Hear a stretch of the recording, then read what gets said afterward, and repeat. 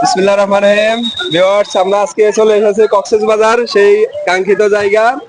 আমাদের সাথে আজকে আছে কন্টেন্ট ক্রিয়েটর ইয়াসিন ভাই। ইয়াসিন ভাই আজকে এই যে কক্সবাজার সম্পর্কে আমাদেরকে কিছু বলবে। ভাই কিছু বলেন। আসলে কক্সবাজার হচ্ছে এমন একটা জায়গা যেখানে আপনি যতবার আসবেন ততবারই আপনার মন চাবে। এখানে আসলে কখনোই আপনার অতৃপ্তি লাগবে না। এই যে দেখেন আজকে শুক্রবার, অথচ দেখেন কক্সবাজারে ভিউয়ার্স দেখান কি পরিমাণ ভিউয়ার্স, মানে একদম সকালবেলা মোটামুটি কিছুটা ঠান্ডাও, তারপরে কিন্তু এখানে অনেক লোক এখনই বৃষ্টি নেমে পড়েছে। আসলে পরিবেশটা খুব ভালো এবং আমাদের এখানে এসে নিজেকে সময় দেওয়ার জন্য সকলেই কক্সবাজার আসা দরকার। আচ্ছা, কন্টেন্ট ক্রিয়েটর ভাই, জি। আপনি একটু বলেন যে ফ্যামিলি নিয়ে আসলে এখানে কেমন কেমন লাগবে বা হ্যাঁ, কেমন হবে? অবশ্যই আপনার ফ্যামিলি নিয়ে আসার জন্য তো কক্সবাজার সবচেয়ে বেশি জায়গা। সিকিউরিটি কেমন? হ্যাঁ, সিকিউরিটি খুব ভালো আছে, কিন্তু কিছু কিছু এলাকা আছে আপনি এলাকা ভিত্তিক বুঝে থাকতে হবে আর কি। যেমন আপনি সন্তানদেরকে কক্সবাজার দেখানো অবশ্যই দরকার। এই জন্য আমাদের কক্সবাজার সবচেয়ে বেস্ট। আর কক্সবাজার আমাদের বাংলাদেশের জন্য সর্বোচ্চ একটি সেরা স্থান, যেখানে ট্যুরিস্টদের জন্য সকল ধরনের ব্যবস্থা রয়েছে। এই যে দেখেন এরা লাফালাফি করতেছে, এখানে তো ভয়ের কিছু নাই নাকি? না না, এখানে ভয়ের কিছু নাই। যদি মনে করেন কোনো অ্যালার্ট থাকে তাহলে অবশ্যই এখানে ট্যুরিস্ট পুলিশ আমাদেরকে অ্যালার্ট দিয়ে দিবে, কারণ তারা সার্বক্ষণিক আবহাওয়া পর্যবেক্ষণ করতেছে। এবং কিছু কিছু জায়গায় তারা লাল নিশান, এই যে লাল নিশান কিছু কিছু জায়গা, ওই যে কিছু কিছু জায়গায় লাল হলুদ পতাকা টানায় দিয়েছে। যদি যে জায়গাগুলো রেড সিগন্যাল, এগুলোতে যাওয়া যাবে না আর কি। আর যেগুলোতে যাওয়া যাবে এগুলোতে কোনো পতাকা নাই, কোনো নিশান নাই। আচ্ছা আচ্ছা, বুঝছেন? এখন এই যে যদি বিদেশ থেকে কেউ আসতে চায়, কোনো ফরেনার বা কোনো শেখ আসতে চায়, ওদের জন্য নির্দেশনা কি থাকবে একটু বলেন।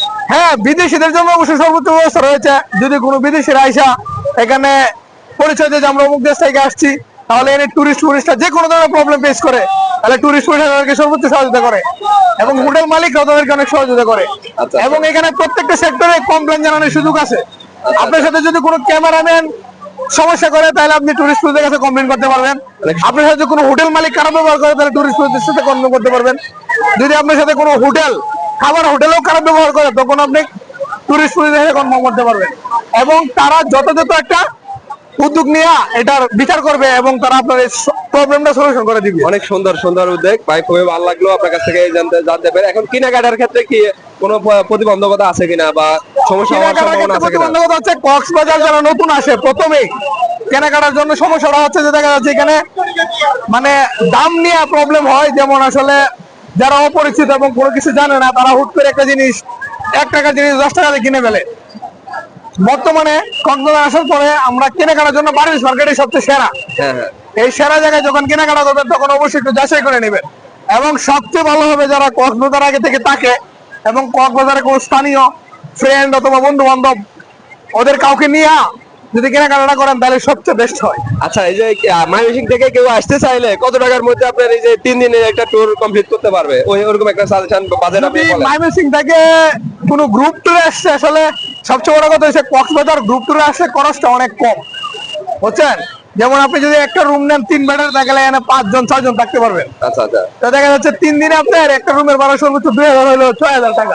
ওভারঅল মিলে একজনে আসলে কত টাকার মধ্যে সে ওভারঅল মিলে মোটামুটি 4000 টাকার মধ্যে কমপ্লিট করা যায়। 3 জন লোক আসে 12000 টাকার মধ্যে আসা যাওয়া সহ সবকিছু কমপ্লিট করতে পারবে। জি, না, অনেক সুন্দর বাজেট দেখতেছি আমরা। যারা যে বিবাহ করেন নাই বা আসবেন বলতেছেন, আসেন নাই, ওদের জন্য অনেক সুন্দর একটা সময়, এই শীতের সময়। আমরা চাইবো তারা অবশ্যই আসবেন। তো আপনি শেষ একটু কিছু বলেন দর্শকদের উদ্দেশ্যে। আপনি মূল কথা হচ্ছে কক্সবাজার আসার সর্বোত্তম সময় হচ্ছে শীতকাল।